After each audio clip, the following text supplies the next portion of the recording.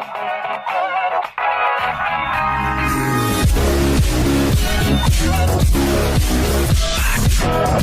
guys, welcome to me reacting to Game Theory, the Frozen level you will never play, Kingdom Hearts 3 by the Game Theorists.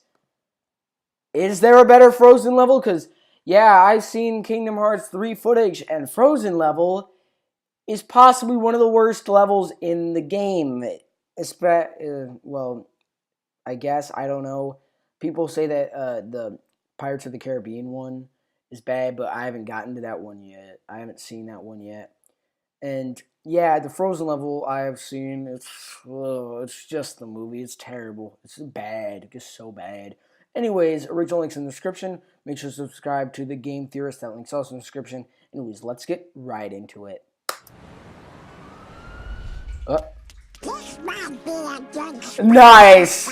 Some ingredient. Yeah, I love that. How could you possibly think that? What? Ugh. Oh, this is so dumb. And those are not truffles. There is no chance that I'm eating this. Oh, but you will, MatPat. Oh! I should have known you were behind this. What are you gonna do? Hold me down and force feed them to me? Oh, no, nothing so barbaric. But I did hide one of the best Keyblades behind that stupid cooking minigame. So if you want to 100% this game, and I know you do, you'll eat those mushrooms. You'll eat every last one of them. And if that's not enough, you'll have to do basic tier quick time events before that. Crack that egg, MatPat. Oh, yeah, Whoops, true. Too gentle. Whoops, too hard. Crack it, MatPat. Over and over and over again. No, not that. Anything but that. No! Wow, you even have the intro. Nice. Alright, I still love this intro. Bam, bam, bam.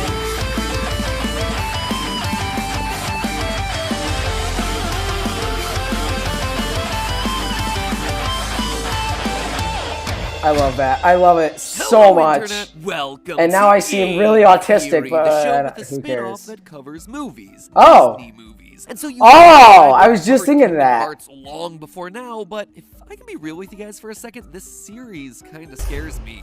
Oh, jeez, the warning of the jump scares. That it makes Scott Cawthon's storytelling seem straightforward, and even if I could tell True, you that is very Keyblade true. And a Keyblade, the places this story Oh, about yeah. are so out there that no theory I could come up with would be anywhere near as surprising as what Tetsuya Nomura has already done. Furthermore, say Who's I that? was able to concoct some sort of incredible lore theory like proving how Sora was actually Xehanort the whole time, it'd take at least 2 episodes just to explain enough necessary true. background to get everyone here to appreciate it in the first place. Anyway, Yeah, the true. straight talk here is that this is a series that I really enjoy, and it's something that I've wanted to do a theory on for a long time. And with the release of Kingdom Hearts 3, or is it 2.9? Olympus yeah. Coliseum, here we come. True. They made that joke. They made that joke. Whatever. I finally have a theory on this game that literally anyone can appreciate. No backstory required. Because buried in the code of Kingdom Hearts 3 are the fragments of a hidden level. And today, I'm gonna expose the lost stage. So it's like the that secret Disney zoo doesn't level. Want us to see. Now, for those of you who've never played the game, let me quickly. No, the Frozen level is literally just song after song. It's bad. It's really bad. Darkness swallows up their island home. And trusts each of his disciples. Nice. The future apprentices of mysterious girl Nice. I actually know the story. I know the entire story, so I'm good with it.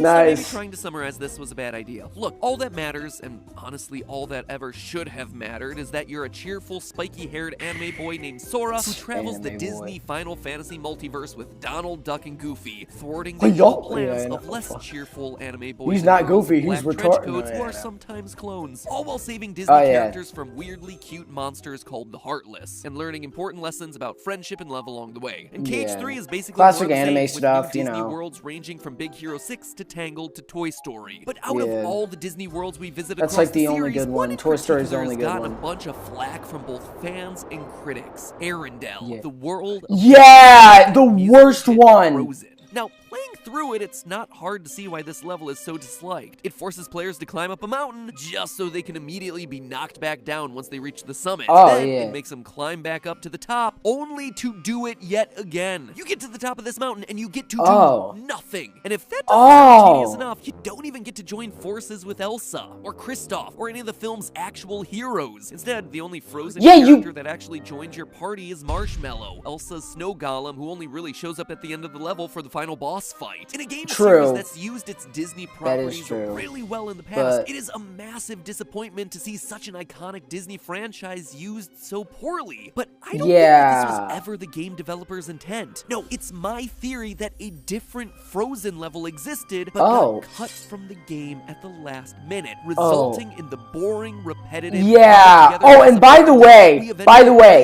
as they do the freaking Let It Go song in Kingdom Hearts, I've seen a video where they say there's a watermark. There's a watermark on Elsa in a scene. That is so lazy that it's incredible. That Disney axed before the game's final release. Our first clue that this isn't the level the developers intended is in how different Arendelle feels relative to all the other levels in the game. Heck, relative to the other levels in the entire series. Kingdom Hearts 3 makes a point of connecting the story of every other world directly into Sora's character arc, letting the Disney characters influence him just as much as he influences them. Hercules teaches him how to get back up after a defeat and believe in himself again. Meeting Woody and Buzz and hearing about Andy's love of them reaffirms the faith he has in his own. I actually like that world. Corona, which it's pretty good. Follows the plot of the Tangled movie, draws parallels between Sora's first adventures off of Destiny Islands and Rapunzel's first exposure to the outside world. But Arendelle? The characters barely interact with Frozen's cast or plot, except to bluntly restate what the audience exactly, they do the song. Was Elsa? She's different. And a lot happier, too. And don't even get me started on the songs. 3 huge Disney musicals made it into Kingdom Hearts 3, but Frozen is the only one to feature a full CGI remake of iconic musical numbers. Exactly! You couldn't guess. I mean, Kingdom Hearts has included musical numbers before. I still have vivid war flashbacks to that Little Mermaid stage. But it's never been like this. It also includes a fragment of Do You Want to Build a Snowman? Yeah, with her talking over it. Talks over it the entire time. It's almost like the team was contractually obligated to include these songs, but couldn't find a way to organically work them in. The whole thing reeks of a creative conflict between the games team and the Disney Frozen brand team. But to me, the strangest bit, and the one that really set off my theorist senses to want to look into this in the first place, is Arendelle's villain, Hans, who is never introduced, never speaks, heck, we never even really see his face. Isn't he at the end? Oh yeah! Who's that guy? Oh no! Darkness? That is literally his first appearance 2/3 of the way through the level. The next time we see him is here. Yeah. And now he's passed out, and now he's a portal. Now he's an ice wolf, and now I'm just confused. What the hell? I first think that this is all the result of Disney forcing Square to include their most successful animated musical. I don't know why I swore there. Sorry about that. Nomura has gone on record to say that that was not the case. Quote, usually when we think about making a game, we choose from works already available to the public. However, for Frozen, when we were selecting the worlds, Disney showed us the preview before it was finished, and we liked it enough to continue the discussion to include it in the game. We decided on the inclusion before the movie was premiered, so we were lucky that it was a huge success. End quote. Frozen was already planned for the game when it was announced at E3 2013, before anyone knew what a success the film would be, which suggests that Nomura had more reason to include Frozen in the game than sheer marketability. It suggests that he had a legitimate story to tell with it. So what happened? In an interview with Illustrator, Nomura mentions that one of the biggest differences in working on Kingdom Hearts 3 is that many of the teams who made the films they adapted for the game are still around, which meant that his team was getting feedback from more people and had tighter guidelines to follow in regards to what they could and couldn't do. And according to Nomura, Frozen had the most guidelines of any world, which makes sense. It is Disney's biggest animated franchise outside of Pixar, and as we just learned, they were gearing up to tease the sequel right around the time of Kingdom Hearts' release. It's likely they didn't want to risk anything that might spoil audiences' perception of these characters or the Frozen brand. Either motivation would explain the world's overly extremely rigid adherence to the plot of the first film and the jarring Oh, inclusion yeah. of all those hit musical numbers. Yeah. But that leaves us with a bigger question here. If that isn't the story that Tetsuya Nomura wanted to tell, then what is? Lucky for us, I think there game are some remnants code. of the world's original story left in the game, and by piecing together those anomalies, I think we can form a picture of what was lost to Disney's meddling. Let's go back to Hans, the villain of the God. level, who again doesn't speak. There's one other notable Disney character who conspicuously shows up without uttering a single line in this game, Phil from Hercules. But for Phil, there's a good reason for it. Ichiro Nagai, Phil's Japanese voice actor, died back in 2014, and Square chose not to recast him as a show of respect. Eisuke Suda, the Japanese voice of Hans, is very much alive, and looking at his Twitter profile, it doesn't seem like he has anything against Hans as a character. And considering that everyone else from Frozen's English cast reprised their roles in this game, it seems unlikely that Square couldn't get access to Hans's voice actor. So why then would Hans have no speaking lines in the game, when every other Disney villain who makes an appearance gets a chance to antagonize Sora? I mean, half the fun of these games is watching the bad guys ham it up. Well, maybe the reason that the main villain of Arendelle has no speaking lines is that he was never supposed to be the main villain of Arendelle in the first place. Maybe Hans was brought in at the last minute to replace a villain that Nomura was no longer. Oh yeah, cause Frozen. Yeah, the twist villain. Every other time we see something in the world turn into a boss, there's an animated cutscene that shows the transformation. When Mother Gothel turns into a Heartless, we see her cloak engulfed, and the body parts of the Grim Guardianess emerge. We see evil Baymax form out of the data cubes. We watch the pile of rubble in Monstropolis come to life to become the boss unversed. But with Hans, a black portal just appears out of nowhere underneath Goofy, Donald, and Sora, and when they come out on the other side, the monstrous Ice Wolf skull is already taking shape in front of them. There's no physical continuity between Hans and the boss, but there's also no thematic continuity here either. And that's probably more important. I mean, sure, the story of Frozen involves a lot of ice, but Hans is from the southern country, with no connection to any of that. Turning Hans into an ice wolf makes no sense. Unless, of course, again, Nomura's team took the existing Heartless transformation sequence from another character and inserted Hans into it after the fact. So then, who was originally intended to be Arendelle's true villain? Elsa. Her ice powers would make a fun boss fight on their own, and they give her a much clearer connection to the design of an ice-powered, heartless boss. But more importantly, Elsa as the villain works thematically. Early on in the stage, Organization 13 member Larxene says this. Okay, I'll admit, Elsa is a person of interest to us. What if it's dark magic? True. Hopefully I don't get copyright for that. By Disney. I'm probably speaking over it just so I don't do that. She sees it. Oh god. If she believes her magic is darkness, okay. that's what it will become. So okay. what will Elsa accept? Light or darkness? Hopefully I don't get copyright.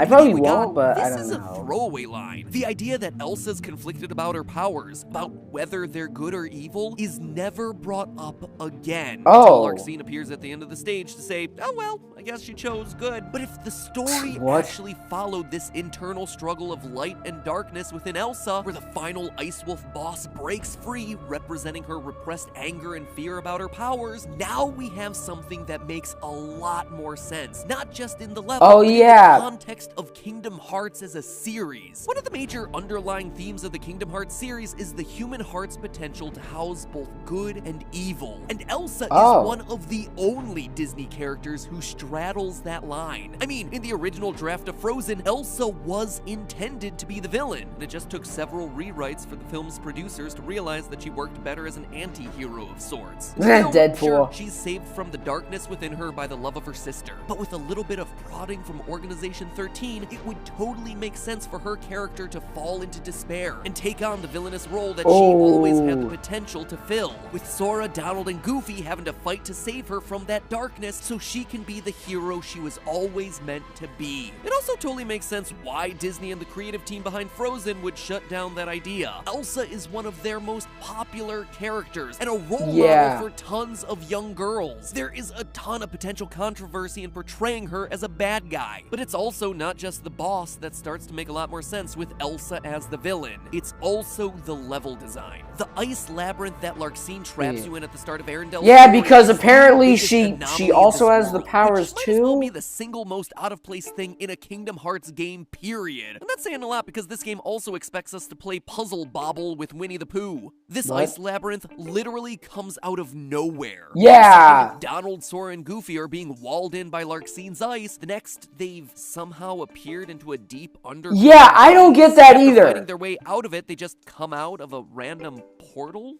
on the side of the mountain? Not only is there no place in Frozen's world that behaves this way, there's just no real basis for random portal dungeons in Kingdom Hearts either. It feels as though this section was taken out of another game and slapped into the middle of the level, and it's my belief that it kinda was. Notice the architecture of this area. There's only one place in Frozen that has architecture like we see in the dungeon, Elsa's Ice Palace. When you finally reach the top of the labyrinth, you find yourself in a central tower surrounded by 3 platforms that are clearly very high up in the sky, which is a strange way of portraying the exit to an underground dungeon. But it makes perfect sense if this is supposed to be the spire of a castle, Elsa's castle. Stranger still is the fact that those 3 platforms have nothing on them. One path leads to an empty room full of enemies, while the other leads to a random pile of rocks. Mickey. The hidden Mickey emblem. Yeah. The design of this area screams that there's supposed to be something significant up here, but it's really just nothing. Empty rooms and an exit. There are obvious signs that this area is either unfinished or that something, like a boss fight, was taken out of it. But the clincher here is that if you can stomach climbing all the way back up the mountain a 3rd time, you'll see that the interior of Elsa's castle appears on the map. But when you actually try to approach it, an invisible wall blocks your way. It's exactly what would happen if, at one point, the castle was supposed to be an explorable area, but was instead scrapped and used elsewhere, like say an out-of-nowhere ice dungeon. Building a level like this takes a lot of time and money, so if Disney truly axed this whole storyline, Nomura's team would have had to scramble to repurpose as much of the work that they'd done as possible to find a way to fit it into the final game. That is the only way to make sense of these otherwise baffling bits of level design. Speaking of baffling level design, the final section of the level involves hiding behind cover to avoid being blown back by the raging winds of a blizzard. It's an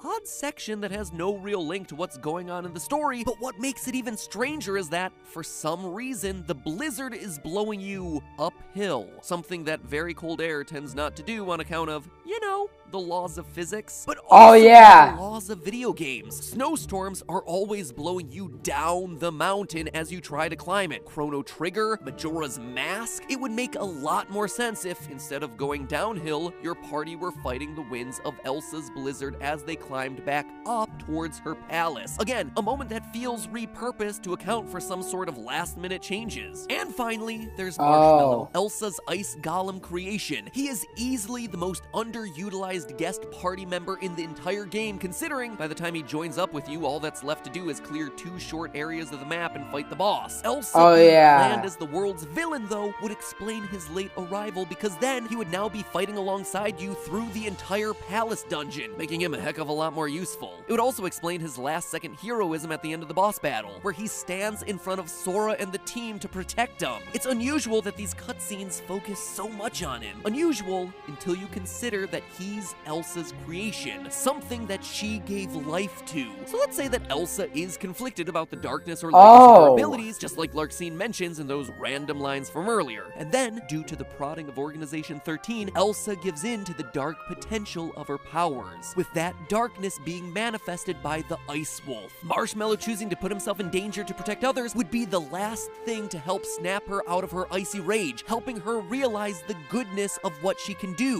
She has the ability to give life. She has the ability to bestow love and empathy and self-sacrifice. It actually parallels what happens with Anna in the movie. An innocent puts themselves in harm's way for the safety of others, causing Elsa to come to her senses, tame the wolf, and finally accept her powers as a force for good. Yeah, Level over, let's puzzle bobble with Winnie the Pooh. Based on the dangling threads left in, the dialogue, the level design, the themes, and the story beats, it seems like all the pieces were in place for a much more solid version of Arendelle. Instead, what we got was a cobbled together confusing mess, most likely due to the meddling of brand management teams. And isn't that the ironic twist here? That in Disney's presumed quest to protect the brand, they actually do more harm to it than good. Attaching it to something that could have told a cool story, but instead just looks sloppy. Sometimes it's best not to meddle. But hey, that's just a theory. A game theory. Thanks for watching. Alright. So anyways, guys, hope you enjoyed this episode. Leave a like and subscribe for my channel, and you guys will see you in the next one. Bye!